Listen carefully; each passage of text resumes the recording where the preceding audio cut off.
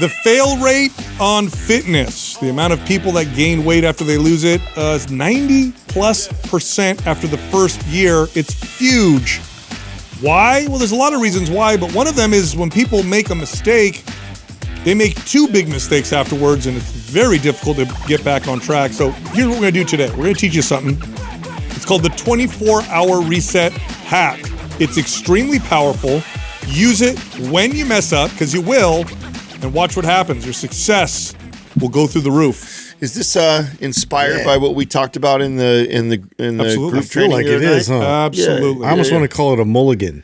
For our sports No, it's a people good out time. there. And by the way, is it 90? I thought it was 80-something%. Is 90. Is it really 90? Yeah, 90% of people gain the weight back. I mean, you can find different studies. It's I think I've it's seen anywhere between 85 to 90. Yeah, I think I remember seeing 70, 80 in the first year, and then after that, it goes down. Yeah. It goes all the way up to like 90. Like Yeah, very few people 3 years in a row of staying healthy. No, and this is why. Look, I bet people listening and watching this right now, they've probably done this. I've said this before in other podcasts. Like, we don't have a weight, an obesity issue or a weight loss issue. That's not the challenge. The challenge is keeping it off. Yeah. Millions of people every year lose weight or get into quote unquote shape, but almost nobody is able to maintain it. And there's a lot of reasons why. And we've talked about many of the reasons why on this podcast. But one of them is when you hit that bump in the road or you make a mistake, you're doing well, and then for whatever reason you lose consistency for a week, or you're great on your diet and then you fall off for a week or 2 weeks or a month or a day even. And it can be very difficult to get back on track for a lot of people. And there's a lot of reasons why, but I want to talk about, like, what do you do? Because you're going to mess up. This is the thing I want people to understand. You are not going to be perfect. Nobody's perfect. And especially when you first start this journey off, these setbacks can be very difficult to manage and impossible to manage if you don't handle them the right way. I love this conversation too, because no single day ever made anybody obese or ever put pounds of body fat. I mean, you couldn't possibly put a pound or two of body fat in a single day. I mean, if you tried just overeating and drinking and all the things in a single day, but it's not really that. But that tends to send us spiraling from there. That's what it is. And so, and I know we talked about this in our group, that this is so key that you're aware that this is going to happen. That's right. It happens to the best of us. I don't care even if you consider yourself a fitness fanatic. Mm-hmm. It even happens to those. And I think one of the things that gets the fitness fanatic or the person that has lifelong health and fitness is this ability to chalk it up. And then, that was yesterday. Right. And I'm back to my thing. I'm back to where I was at. Like, I'm not going to, I accept that wasn't a good day. I accept that I made some bad choices. I accept that I didn't serve myself or taking care of myself, but I also give myself grace and go, like, it's over. Mm-hmm. I can come right back and serve in. But that's not what typically happens. What typically happens is that first day then goes, oh, well, I messed it up yesterday, so who cares about today? Right. And then it just one after another. Before you know, it becomes weeks. Yeah, there's a couple things that are really common that we've observed in our clients over the years, and we'll talk about both of them. These are the two biggest kind of common mistakes. The first one tends to lead to the second one, but the first one is the overcorrection. Yep. So it's like, okay, how can I make up for this? Yeah, like I was doing really good. I was working out twice a week. I was walking 10,000 steps a day, or whatever. And for whatever reason, this last week was just a total bust. I didn't work out, missed both my workouts. Maybe I was busy. Maybe I had other things to do. Maybe I got sick. Who knows? And then, and I ate terribly. Like, I didn't even eat even close to how I'm supposed to. I'm painting a picture here, right? I just went way off. So now that was a whole week. So here's what I'm going to do this week. I'm going to try to erase all the mistakes I made last week by overcorrecting. And what this typically looks like is, well, I'm going to work out 4 times this week. I'm going to work out even harder. I'm going to sweat that burrito off or whatever. I've heard people say that, right? Yeah. Or yesterday was bad, so today I know I'm supposed to eat X amount of calories, but instead I'm going to fast today. Or or I'm going to eat way less today to make up for what I did yesterday. This is a terrible strategy. Absolutely. Now I get the logic. I understand the logic. Okay, if I ate bad yesterday and then today eat less, then it averages out and blah, blah, blah. That's not how it works in the real world, though. It never works that way in the real world. Think of overcorrection like you're driving your car on wet pavement. You turn a little too quickly to the right. The car starts to swerve a bit. And so what you do is you yank the steering wheel in the other direction. Well, now you're going to spin and crash. Yep. And that's exactly what happens when you overcorrect. And what this leads to is overtraining, beating yourself up, severe restriction, and really the overcorrection the root of that is punishment. Mm-hmm. The root of that is I messed up, I'm going to pay for it now. You're shaming it. Yes. And I've said this in that group that we were working with. You can't hate yourself into good health. In fact, hating yourself is bad health, right? You hate yourself enough, there's data to show that your immune system starts turning on you. Yep. Your food habits start to change. You can't hate yourself into good health. It doesn't work that way. It's impossible. So this overcorrection comes from there. And so what I tell people is like, okay, you messed up. We're not going to overcorrect. Yeah. It happened. You can't erase it or fix it by overdoing it today. Not only that, we're not even going to try and correct. We're just going to get right back to where we were. That's right. Yeah. We're going to get right back on the plan, and one bad day is not going to ruin the plan. It was just one bad day, and trying to make up for that is one of the worst things that you can do in that situation. Always. And then it leads to the second point that you're heading towards is, and I've seen this so many times, where they overcorrect, and that overcorrection sometimes shows some sort of movement on the scale, or they see something that maybe makes them feel like cathartic for doing it, right? Like, oh, I was so bad, and then I punished myself. And so they kind of go down this spiral, and then weeks go by, months go by, and they're at this hard plateau, pushing harder than they ever were, doing more, restricting more than they ever would. And then they go, why am I doing all this?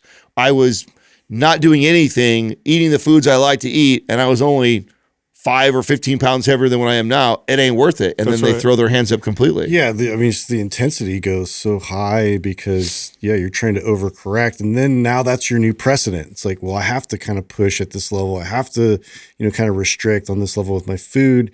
And then, you try to keep maintaining that new pattern, which we get burnt out. And it's like, I can't sustain this. Right. It's impossible for me to continue like this. Right. Or you do a short overcorrection. You're like, okay, cool. I beat myself up for 2 days. Let me get back on my schedule. And then it happens again. Yep. I mess up again. Yep. And then I go to try to overcorrect again. Yeah. And then I mess up again. And then I try to overcorrect again. And then I mess up again. Or you just keep screwing up. You keep falling off. Eventually you give up. Yep. The reason why you're giving up there's two reasons. One, nobody likes to fail over and over and over and over again. Okay. Nobody likes to feel like they're failing over and over and over again. I got to change that, right? Because it's a feeling, right? Nobody likes that. Eventually people give up because you hate it. You hate it. So there has to be a point here where you reevaluate what your commitments are. Okay, so I'm supposed to work out 4 days a week. I did it well for 4 weeks. I fell way off. I pushed myself super hard for 2 days. I'm back on. Oh no, I missed another workout.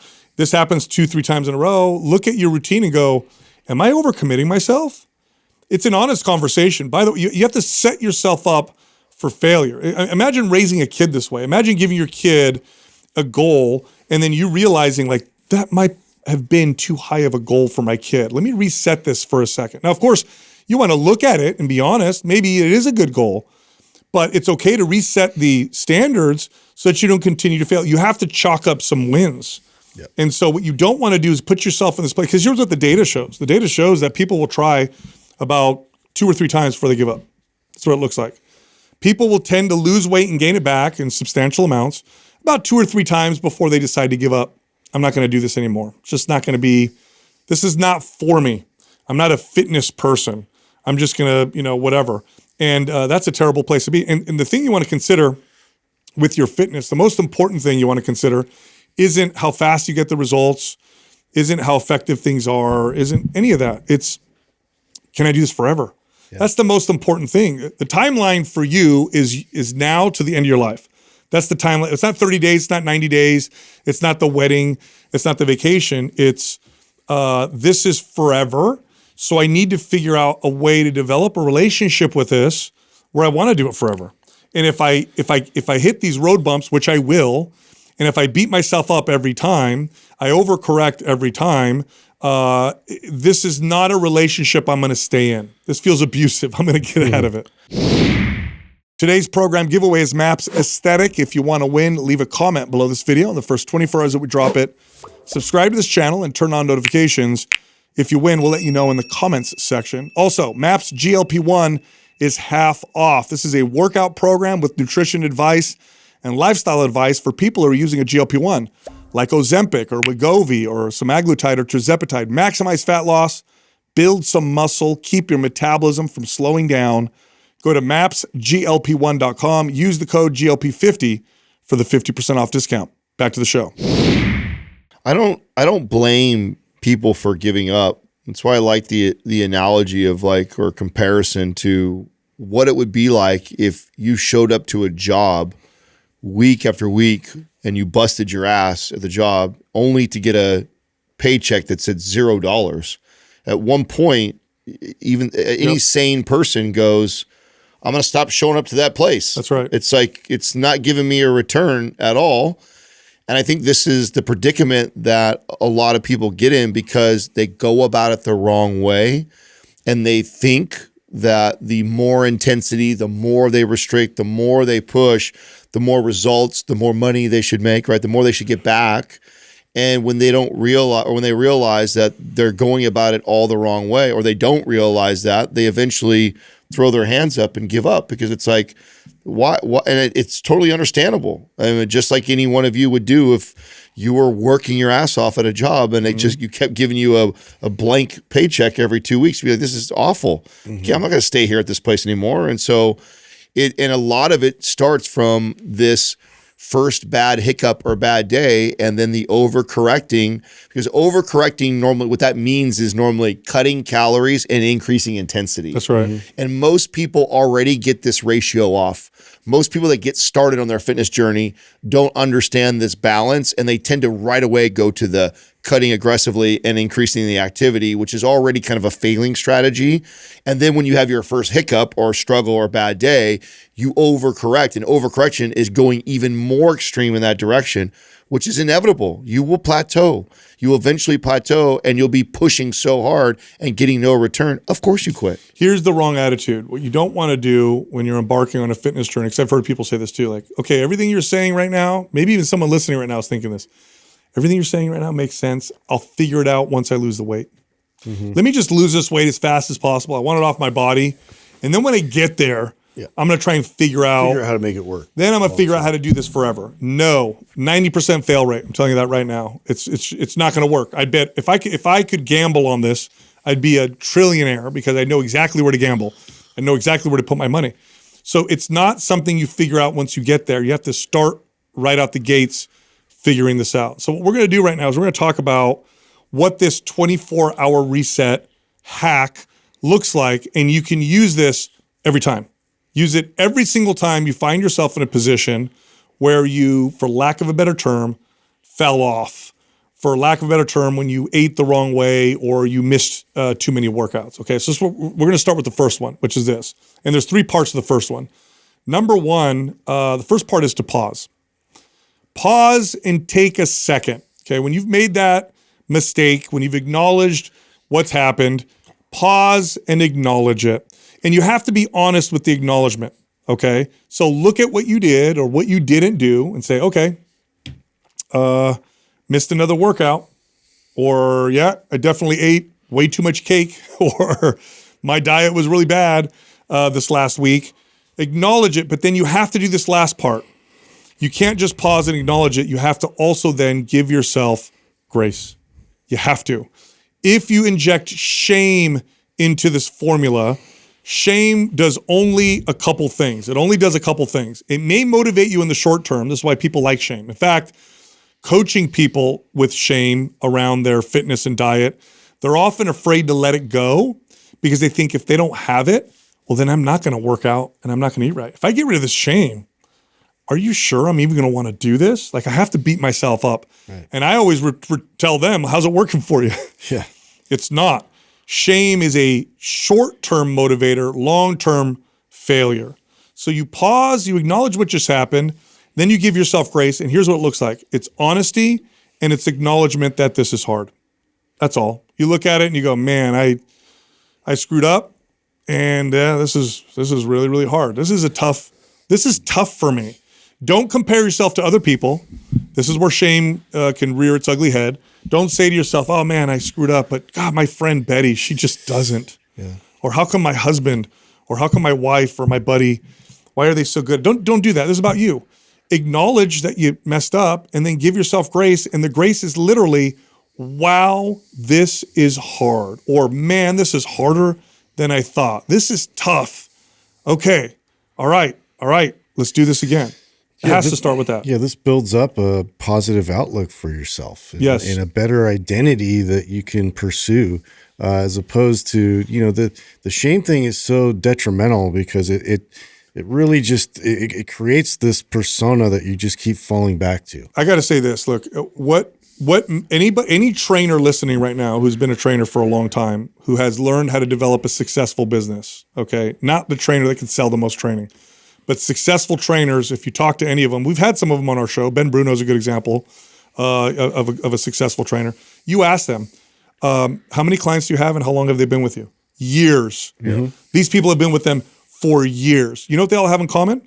These trainers help their clients give themselves grace. Yeah. That was the secret for me. Yeah. That was the thing I learned. Guess what? I get back up. That's it. My clients, towards the back half of my career when I figured this out, they loved telling me, not that they were happy about it, but they come talk to me about it, and I would help them extend this grace, and then they would continue. And you know what they turned into? People who worked out forever.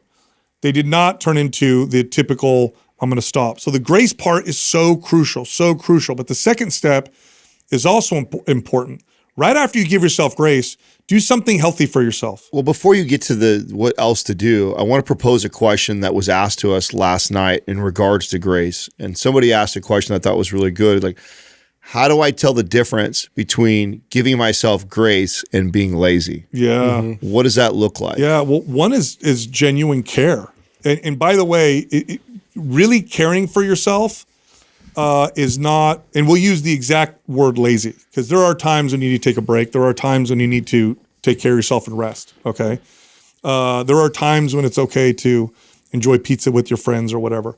When you're actually caring for yourself, then those things, you're actually giving yourself grace for when you're lazy, because you're like, man, I'm not caring for myself because I'm actually being lazy. Well, it's honest care. And any step in the positive direction, even if you would compare it to being lazy in comparison to say doing a full workout or being perfect at night, it's still a positive step too. Right. So I think that's the other thing to keep in mind is that if you have this whole day of, I'm trying to eat good, I'm trying to work out, I'm trying to do all these things, I have a full workout that I have planned, and I just, rough day today, this and that, and I only do one set of squats or a thing, right?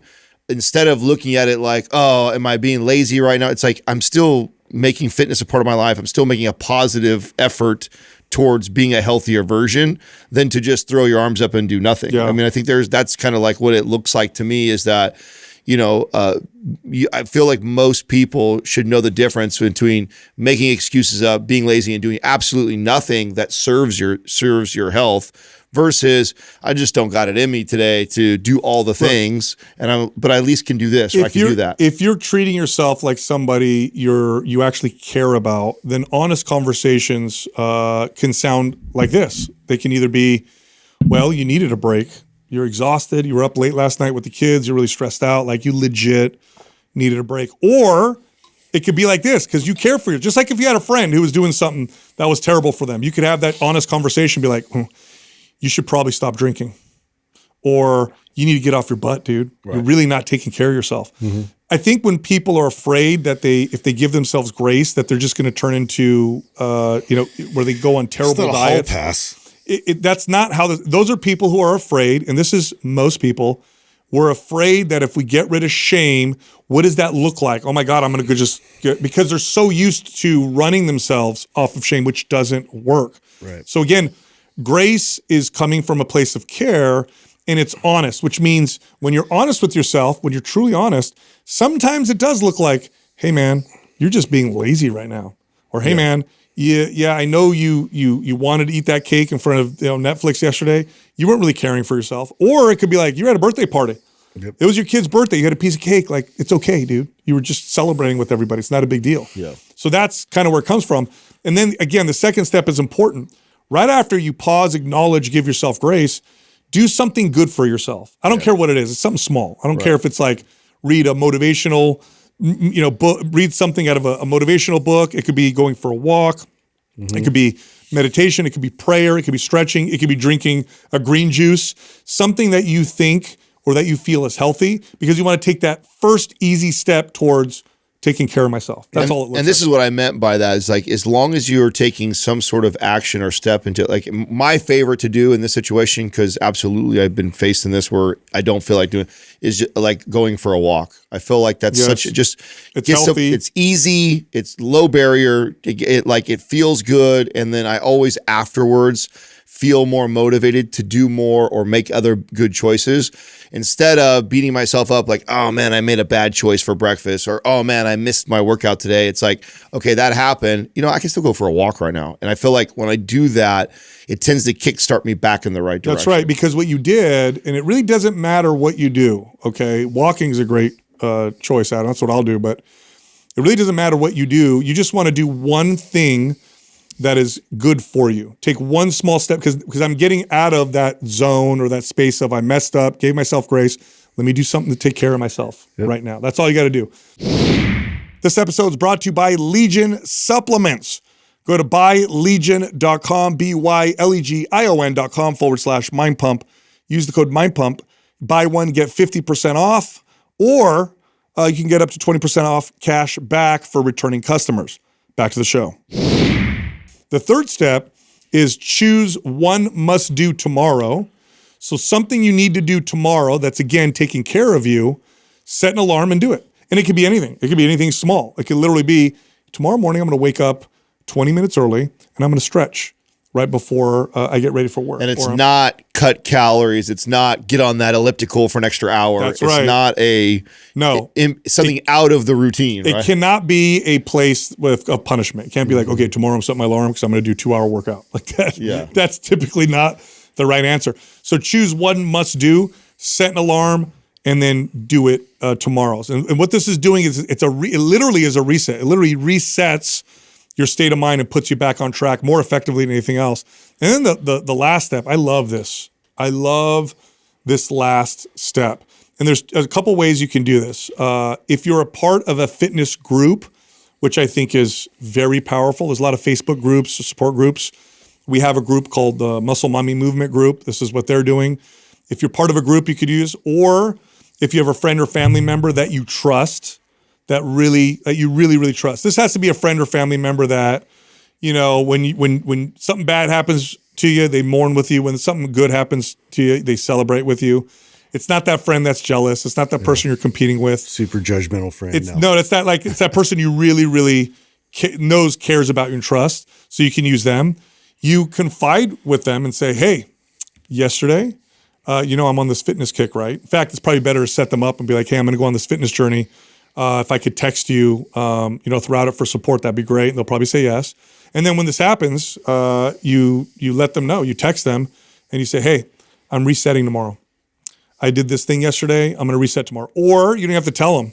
You can just say, hey, I don't want to talk about it, but tomorrow I'm resetting. And what you'll get is support and encouragement. That's why it's so important you choose that person that you trust. To add to that, something I shared with the group last night, one of my favorite things to personally do, it's also worked really well for my clients, is to set a goal of days in a row of this consistency. So let's say whatever your goal may be, and I'll keep it simple, hit my protein intake, eat whole foods, walk, and work out. So those are the four main big rocks, right?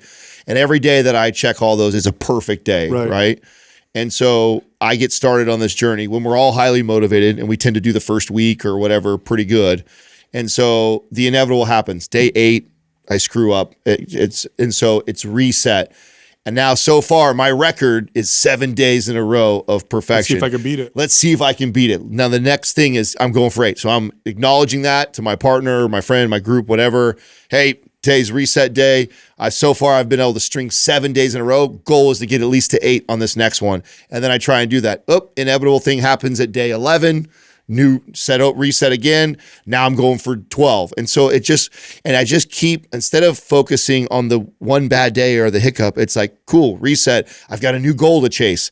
And I'm just trying to beat that every time. Before you know it, you look back 5-6 months down the road and you're like, holy crap, I'm actually a person that works out all the time. I've only had a handful of these screw-ups in 6 months, but yet I've strung this many days in a row of hitting all these things.